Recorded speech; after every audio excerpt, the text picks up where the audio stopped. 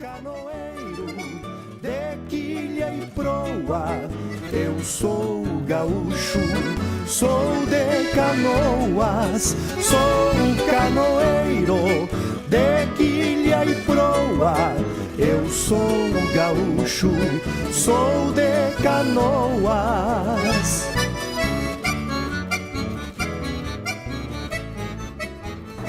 Retornando para o segundo bloco, nós vamos retomar o nosso assunto sobre a fazenda do Gravataí.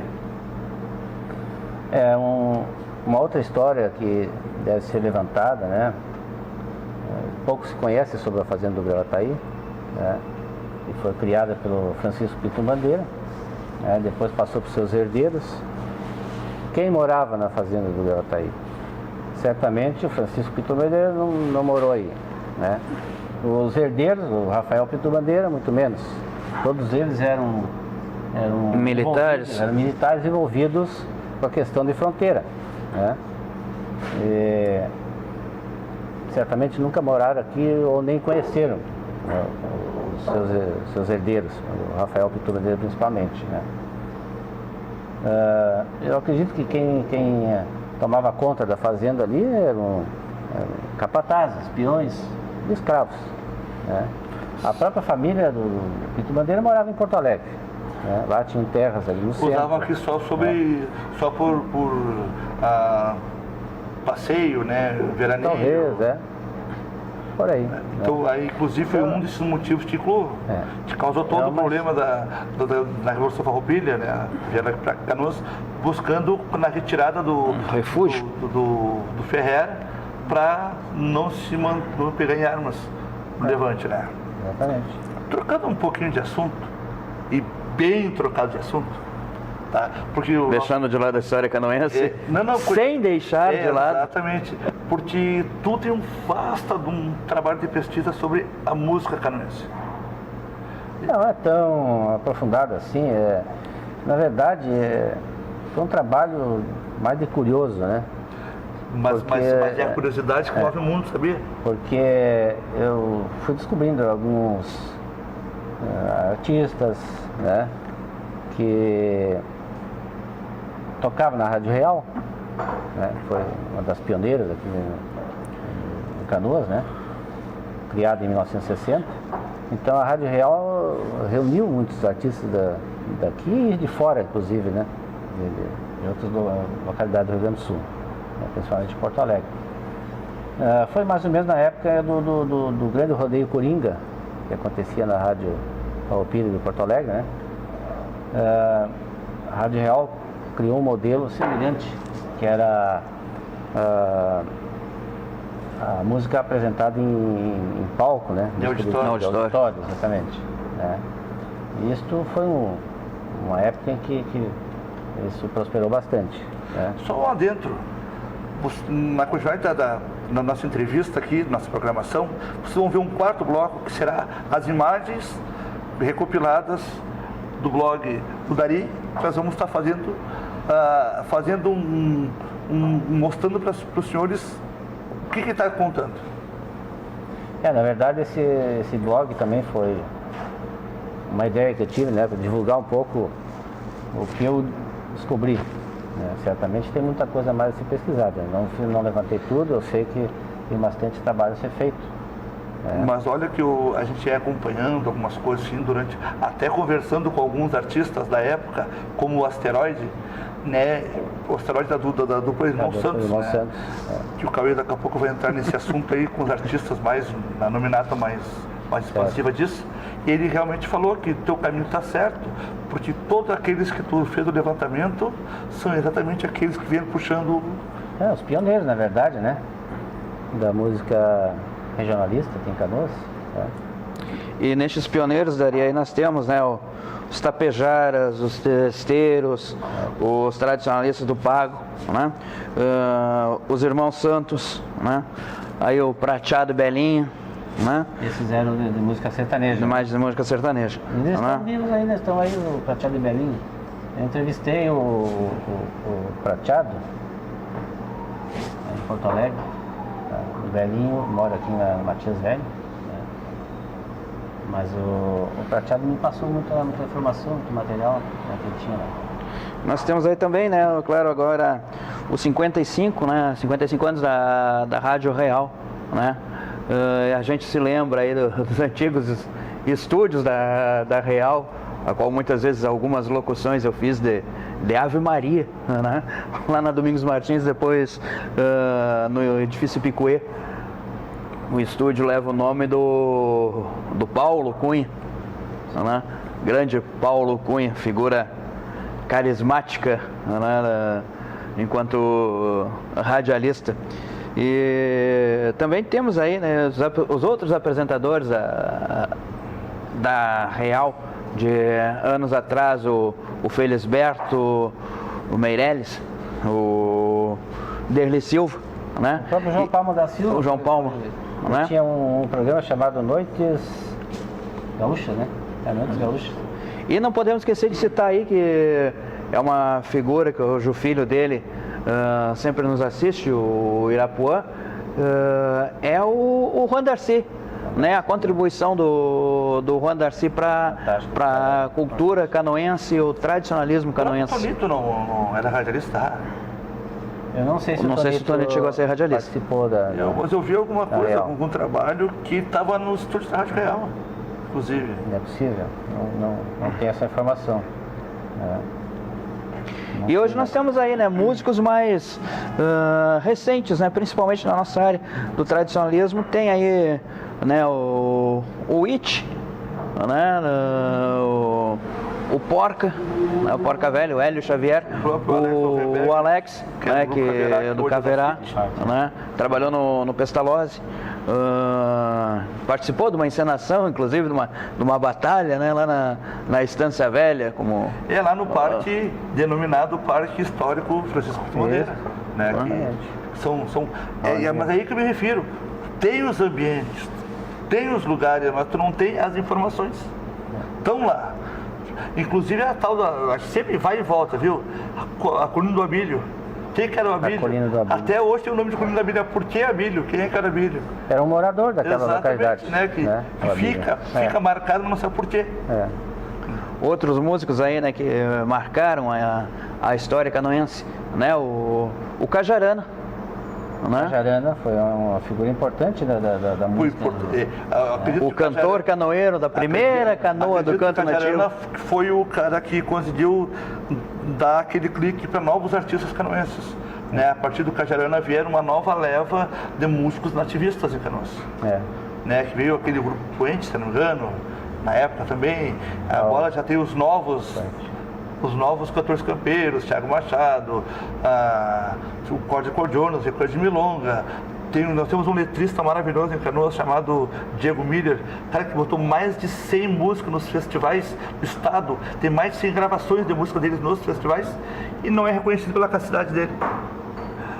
A cultura dele, que ele faz, que ele é premiado, ele não é visto na cidade. Esse é o grande detalhe. E um outro músico que nos adotou, né? Que também está esquecido, mas é uma pessoa formidável, fora de série. Aqui em Canoas sempre participou, se doou em vários eventos assistenciais aí, o nosso querido Dante Ramon Ledesma. O Dante é figura carismática. O Dante, hoje as pessoas verem... Radicado em Canoas. Há muitos anos, né? E teve filho na terra, né? Que o filho dele já está trabalhando com música. Também, né? Maximiliano. Então todo esse caminho todo que tu criou, porque na verdade tu que buscou isso. Na verdade o meu trabalho é mais no início da música jornalista em Canoas, né? Acho que a primeira período da Rádio Real. Acho que a primeira foto que tu tem, né?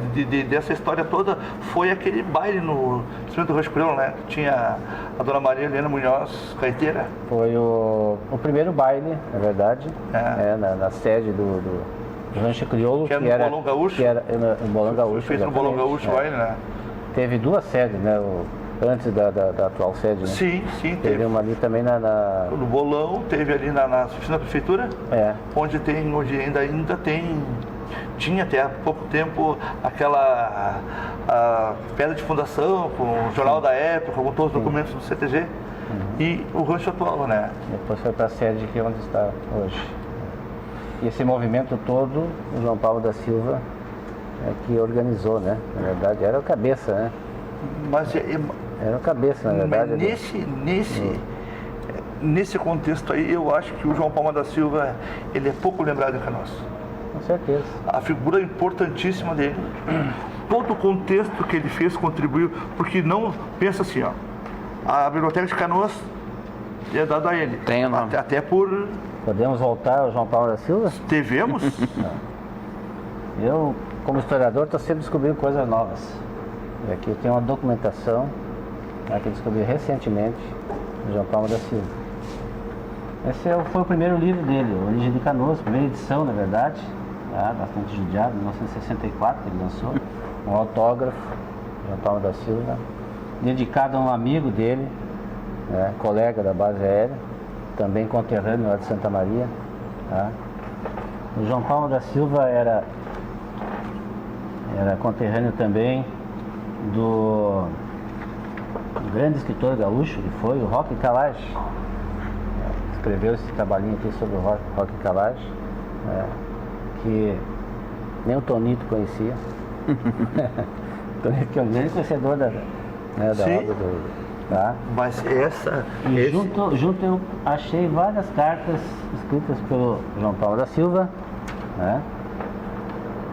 ao seu amigo, Jofre, era o nome, que estava morando na época em Santa Maria, e o João Paulo aqui em Canoas. João Paulo ficou um certo tempo aqui organizando o Rancho Crioulo, e depois, por uma série de questões, não sei exatamente o porquê, ele voltou para Santa Maria. Viveu mais uns anos lá em Santa Maria, retornou para Canoas. E aqui é que ele, no segundo momento que ele veio para Canoas, ele começou a escrever mais sobre a história de Canoas, trabalhou mais no seu trabalho, no seu livro,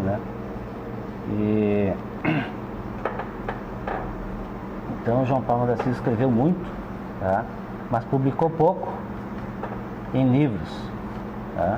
São cartas escritas ao amigo, e são interessantes porque aqui ele relata um pouco da vida dele, da obra dele, inclusive. Interessantes esses trabalhos aí. Claro que eu não vou divulgar exatamente o conteúdo dessas cartas, mas o fundamento que está aí dentro ali, de repente, algumas referências, uma coisa importante. Outra coisa que me chama a atenção, e foi o responsável, ou um dos responsáveis, a prefeitura, há 10 anos atrás, lançou uma coletânea de crônicas do João Paulo da Silva. Sim.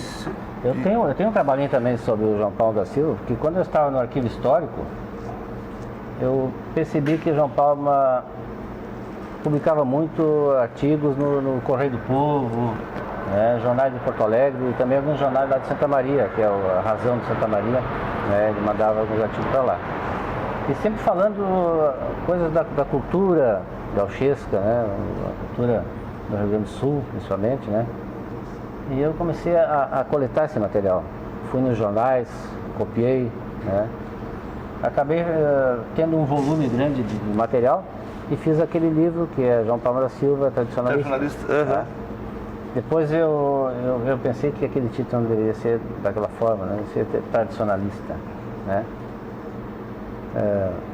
sei lá, porque o tradicionalismo, na verdade, engloba tudo. Na verdade, eu vou dizer... Ele não era só um tradicionalista, eu vou dizer assim, o tradicionalismo... Eu sempre procuro hoje, eu tenho um jornal de cultura regional, que ele tem uma parte tradicionalista dentro do jornal, mas só que o tradicionalismo por si só, ele já anda com as suas pernas. Eu acho que a cultura regional, ela é um pouco mais ampla dentro do estado. E eu acho que é por aí mais ou menos essa ideia do João Paulo. Quando criou o Rancho Crioulo, ele queria que fosse apenas uma entidade cultural. Está lá o título, Centro Cultural Canoense Tradições. CCT. CCT.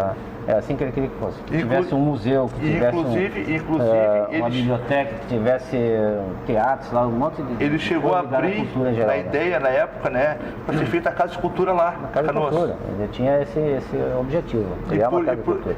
E desde aquela época, a política já sempre anda junto. Aí que eu acho que a questão levantada, como eu falei há pouco, né, que fez com que o João Palma da Silva saísse daqui, né, largasse o Rancho Crioulo e foi morar em Santa Maria.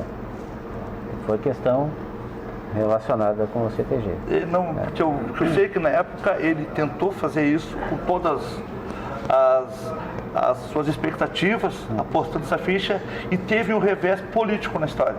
Com certeza, claro. Né? E eu acho que nisso O que ele queria fazer, ele nem sempre se conseguia. decepcionou tanto que eu acho que por isso que ele deu esse hiato nesse meio tempo. Exatamente. Por sorte, né, que ele voltou para cá e aqui conseguiu Tari, fazer muita coisa mais. vamos continuar nosso papo no terceiro bloco? Claro. Porque esse programa vai no terceiro bloco. Tá muito interessante. Vamos lá. Já voltamos pro terceiro bloco.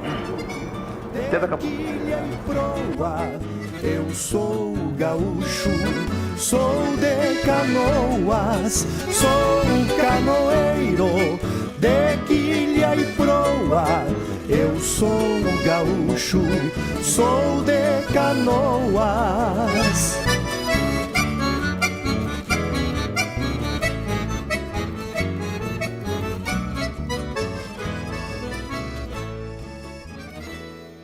Uma ponte a cada